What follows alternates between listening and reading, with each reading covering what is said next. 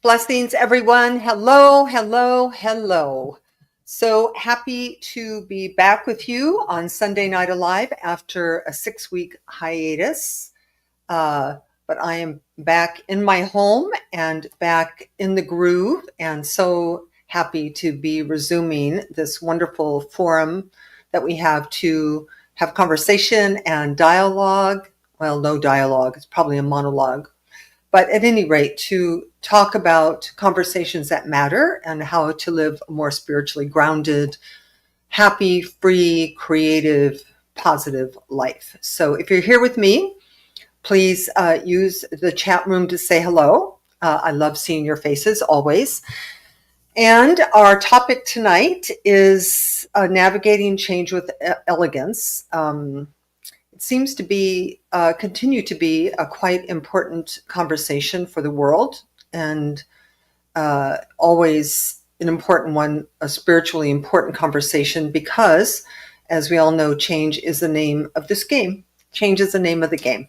So let me speak a blessing on us, just to invite in a deeper listening, to invite in an open heart and an open mind, and to connect us all in this microcosm, this little community that we're going to create for the next half hour or so. So just join me if you're at the end of your day, getting ready for an evening out or getting ready to get ready for work tomorrow, whatever it is. Arrive here fully and completely, settled into your seat,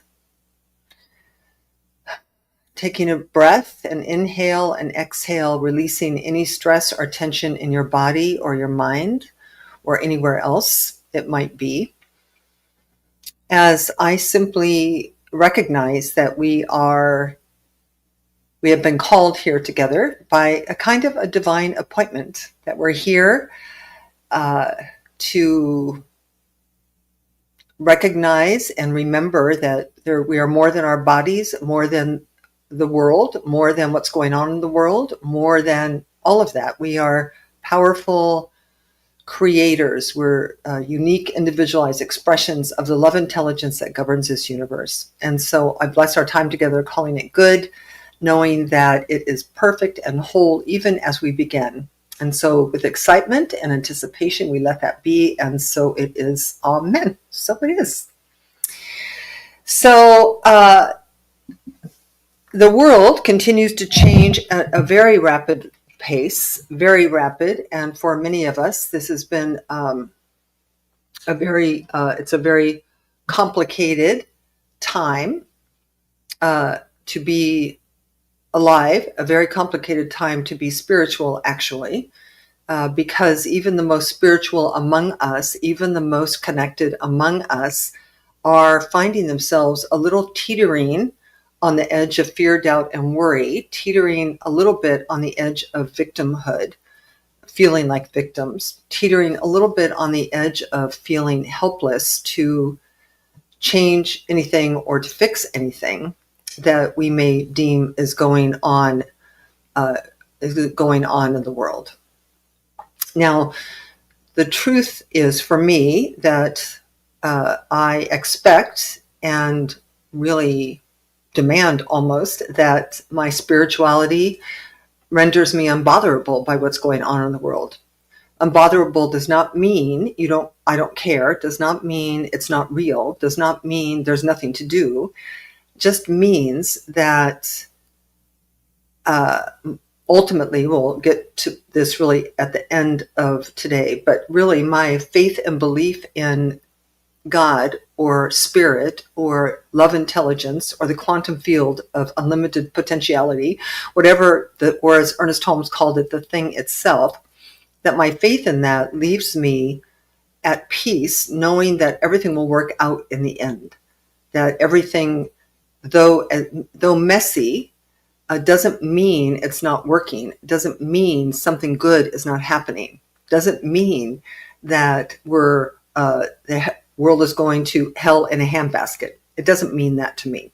And I don't want it for it to mean that to you either, because the world needs us to hold light. the world needs us to hold a possibility of perfect outcome for each and every soul.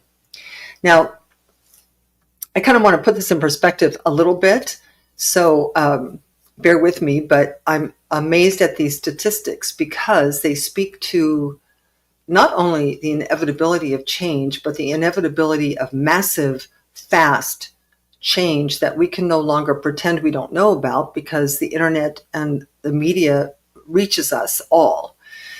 Now, the Earth is 4.5 billion years old.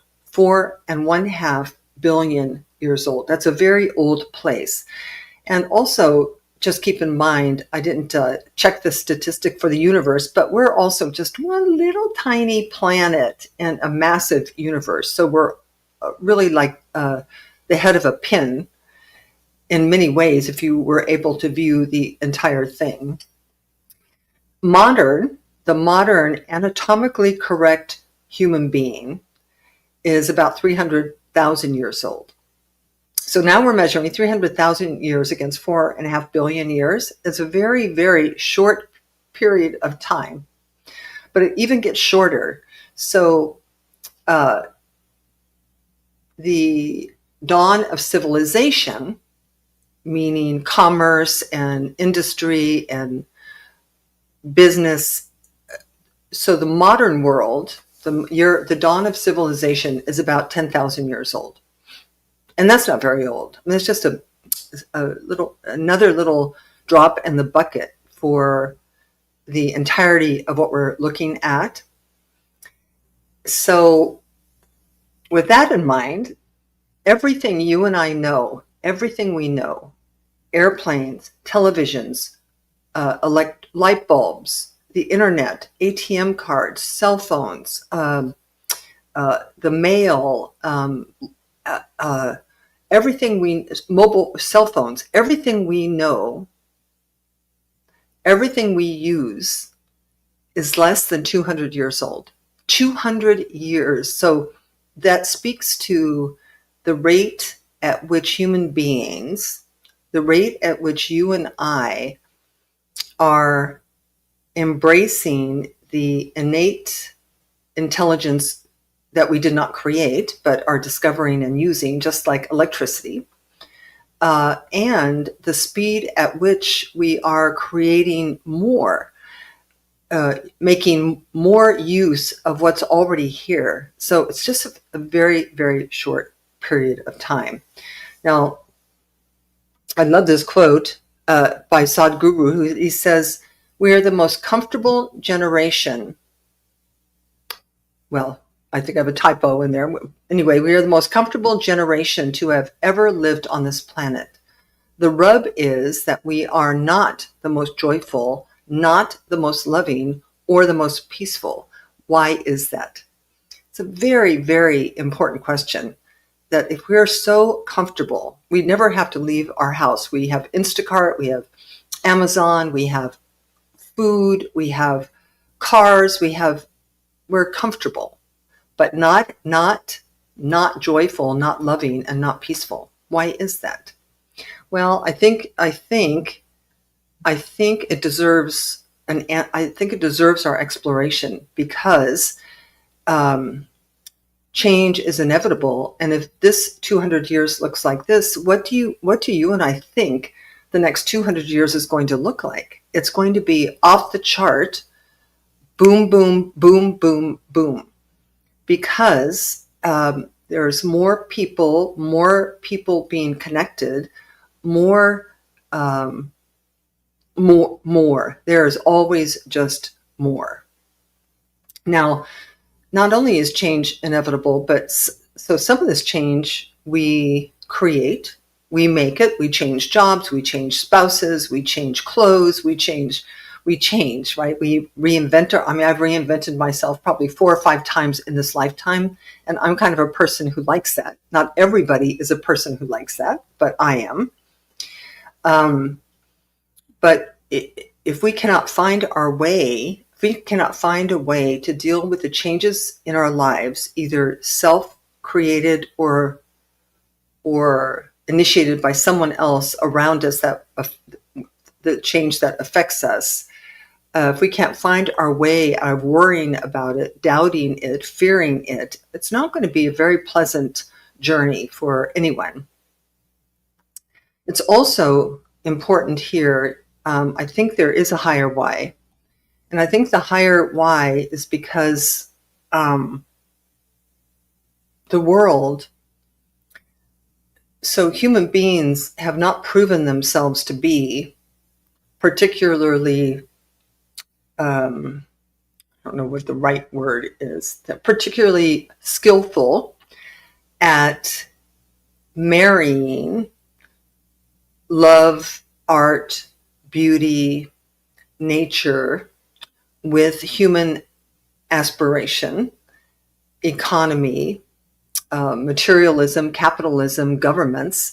We haven't proven ourselves very good at doing that in the full, at least minimum 10,000 years that we've been modern, that we've been walking around, either as a caveman lighting fires, that the world continues to be pretty struggles with things like love and compassion, kindness, health. I mean, these are all major challenges for human beings, certainly in our country and many, many other places as well. And if it's already, I can't even imagine that we get too much more down the science path and not more down the loving path, that we've got to marry these together. And as we know, it has to start with us. We are the ones to do it. As Edward Viljoen said, if you and I cannot do it, what makes us think anyone can do it? So it needs to start with us. Now,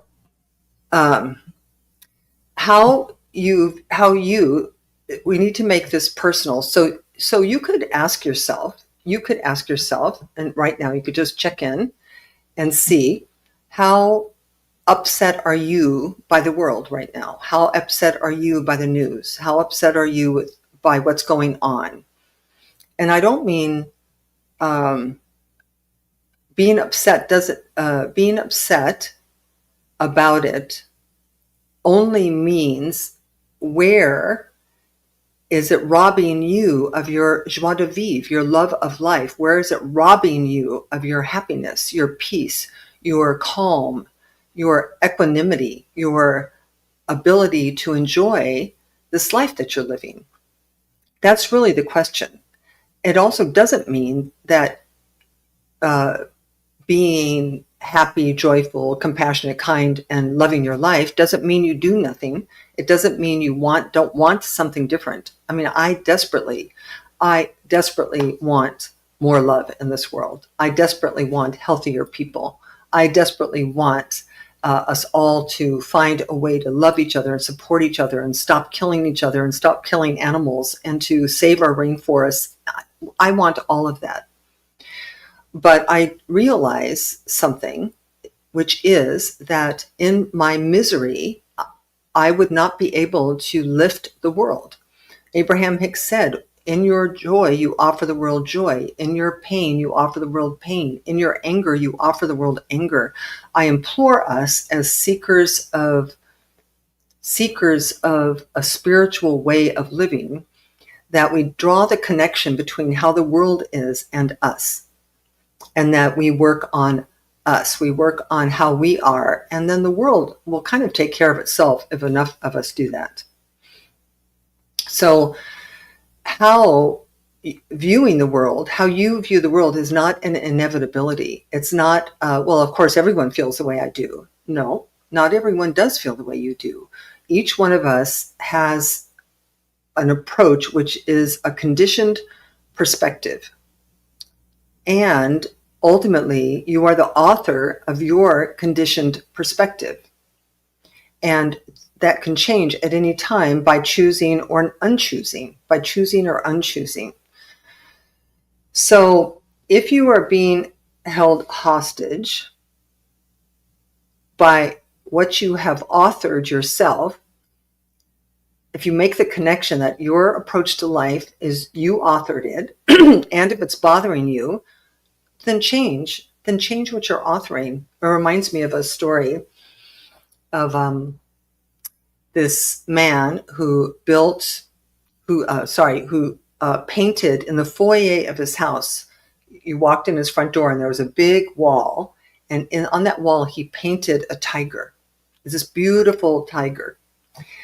And after he painted the tiger, every time he would walk in the door, he would be startled. So now obviously it's just obviously he painted the tiger, but he forgot every now and again that he painted it. So he would walk in and be afraid of the thing that he created. So that is the moral of your being the author of what you created. Now, there is, there are spiritual practices which help us to cope with more than cope, because coping implies kind of surviving. And I'm kind of on the side of thriving. I'm on the side of not allowing the comings and goings of other people in their lives to rob me of my peace or my calm. And I'm not, there's nothing special about me. There's just an awareness. There's an awareness of kind of a unshakable faith that tells me that it's all going to be okay. Now, by the way, we're also not talking about things in your immediate vicinity. I mean, obviously, if you're dealing with personal loss, if you're dealing with the loss of a pet, the loss of a spouse, a diagnosis, you're ill, your cat dies, if what's going on in the world is causing you or your family personal harm, that's a little different, because that's kind of in the present moment events which require skillful management. I'm not really talking about that too much. I'm mostly talking about the fear, doubt, and worry, the awfulizing of your future, the creating a future in your mind that you don't want, right? You're making up stories about the end result, what is going to happen, because nobody knows what's going to happen. There's another quote that says, predictability and control are irrelevant to the phenomenon of possibility. Now, because we live, so let's go back to science of mind for a moment, because we live in a universe which is designed by that which created the universe, which wasn't us. I did not create the universe. I did not create the earth. I did not create human beings. I did not create elephants. I did not create myself, but something did, right? So there is that. So to imagine that, so to live in the place where you lean into that there's something going on here that's not us. And we can lean into that because in Science of Mind, we have access to it. We're made by it. We're not like a tiger or an elephant. We have consciousness. You and I are conscious beings connected to the Creator and to each other. And therefore, we create in much the same way as explained by some of the sacred literature. Einstein said, I want to know God's thoughts, the best are details. So what you think and how you think are creative. And they go out from you and manifest and demonstrate in the world as things, conditions, and circumstances. If you leave the past where it belongs, don't worry about the past. The past is gone. Your only option with the past is to let it make you wise. Let it make you smarter. It's your only option with the past. The future hasn't been created yet. So the future is pure possibility, pure potential, unadulterated potential. There is not This, then this, then this, then this, then this. Predictability belongs in the realm of the ego, not in the realm of the possible, not in the realm of spirit. So, as spiritual seekers, I implore you to take the circumstances surrounding you, to take the news you listen to take the fear of others in your life that you listen to, and to neutralize it with faith, to simply acknowledge the fact of the moment, but that fact has 1,000 different ways it can express into tomorrow. And that you and I are going to determine exactly how that happens. And we will be the author of that, whether we like it or don't like it. So the power of faith. So let's talk about faith, because faith in this conversation is quite important. So faith, the power of faith, is that it is done unto you as you believe. So your relationship with this power renders you a powerful creator.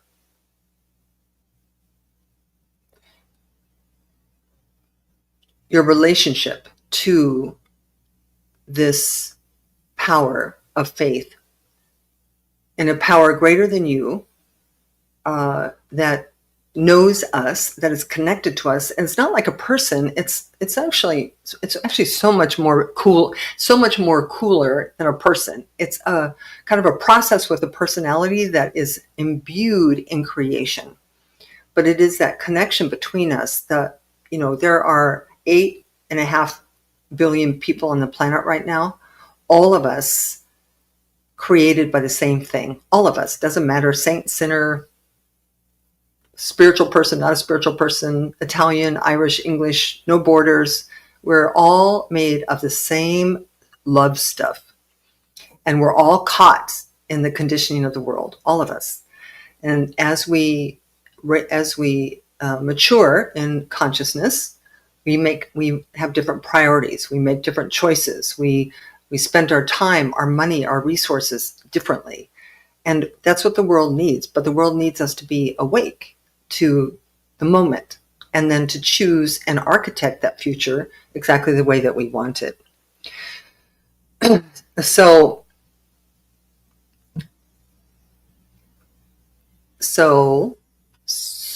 the invitation is to, can you be more elegant with change? Can you approach change with more elegance? Because there is going to be a lot of change. Really, there's already a lot of change, and mostly, so you can't control it. It's not predictable. You can't control other people. All you can do is remember to lean into love. Just lean into love. Lean into positive expectation. Lean into meditation.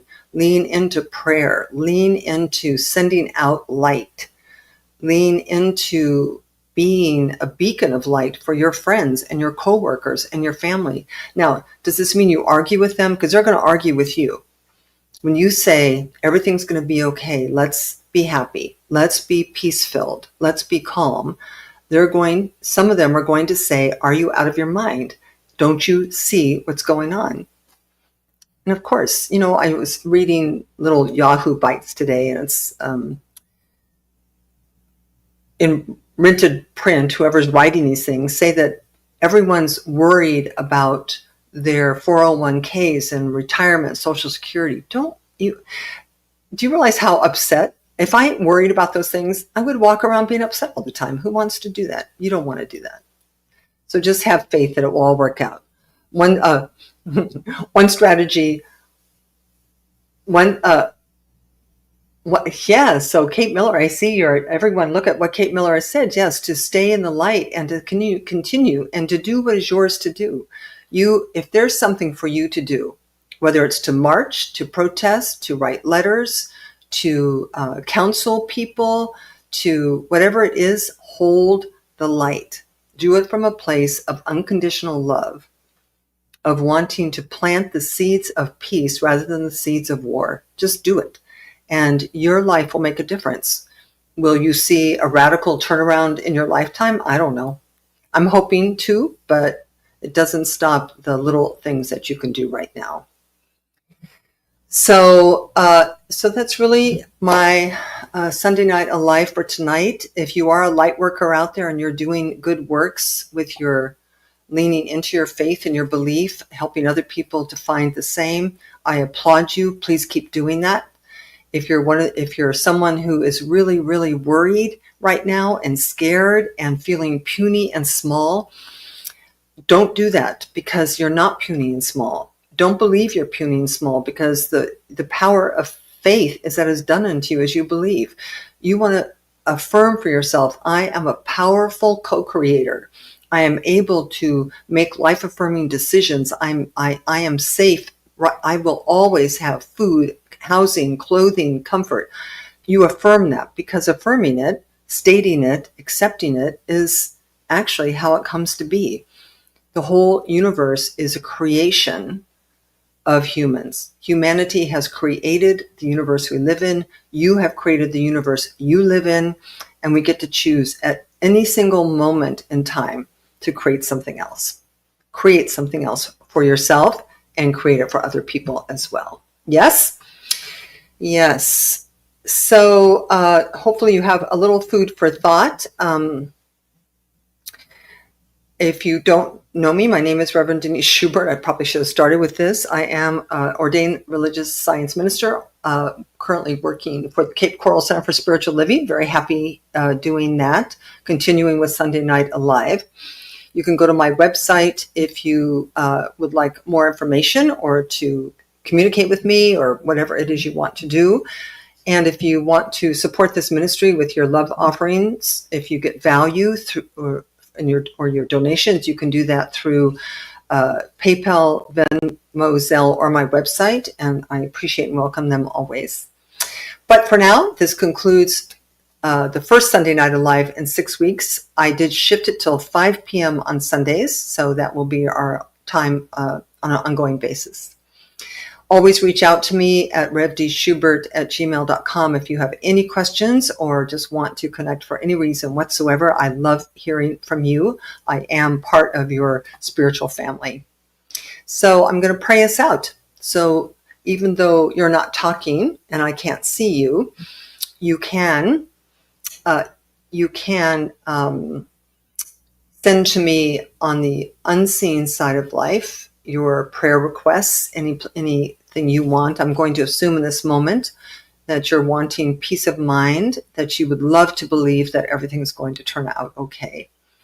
And so turn within with me one more time as we close our time moving into the unseen side of life, moving into the part of life that is non-visible and non-physical, so as to consciously create that which is physical and is visible.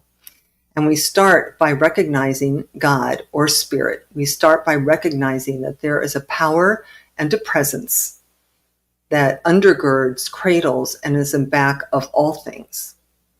And we know it's beautiful because we can see the beauty everywhere. We know it's intelligent because we can see the intelligence everywhere. So we simply lean into it in this moment, remembering that it is a friend, not a foe. It's a lover, not a warrior. That whatever it is, it's for us and not against us. And so it is from that place of community and connection that I just speak a word for and about everyone within the sound of my voice, simply affirming that everything is well with your soul, everything.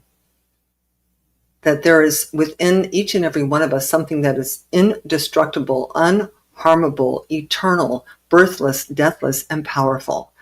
And that we have, and we always will rise above hardship, rise above conflict, rise above the kerfuffles in life that happen. That we have the power to neutralize that which is not of the spirit, which is not beautiful, intelligent, whole, perfect, and complete. I repudiate any idea that we are powerless, any idea that we are victims, any idea that what we say, what we think, and what we do does not matter in the landscape of humanity, because it does. And so I invite us all to see if we can hold the wholeness of humanity's well-being in our hearts.